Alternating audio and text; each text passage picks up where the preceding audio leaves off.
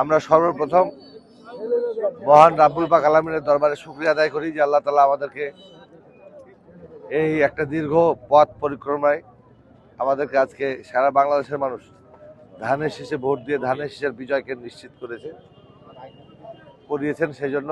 আর এটা আসলে আমি শুরু থেকেই বলছিলাম যে এই নির্বাচনের আয়োজক ছিল দেশের জনগণ, সুতরাং বিজয়টা তো অবশ্যই জনগণেরই বিজয় হয়েছে। আর আমরা এই বিজয় তো আমাদের আসলে সেই বিজয় না, এটা কাজ করার জন্য। তো আমাদের কাজ করতে মানুষের কল্যাণে কাজ করে গেছেন যারা, বিশেষ করে শহীদ রাষ্ট্রপতি জিয়াউর রহমান, আমাদের আমরা যাকে মমতাময়ী মা বলি, মাদার অফ ডেমোক্রেসি, দেশনেত্রী, আপসীর নেত্রী বেগম খালেদা জিয়া,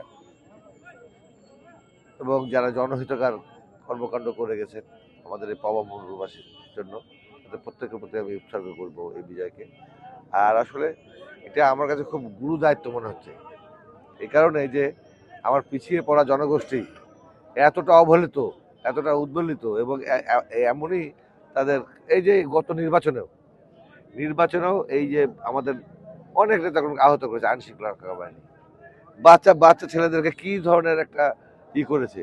তো সেইটা হচ্ছে আমাদের কাছে অত্যন্ত পীড়া দেয়।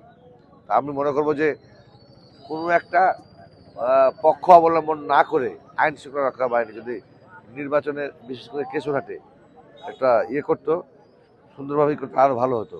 যাই হোক, তারপরেও সব কিছু মিলিয়ে আল্লাহর কাছে আমরা শুকরিয়া আদায় করি।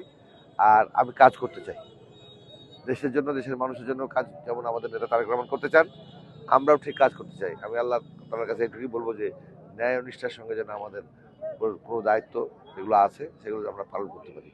এইটুকুই আজকে আমাদের বক্তব্য।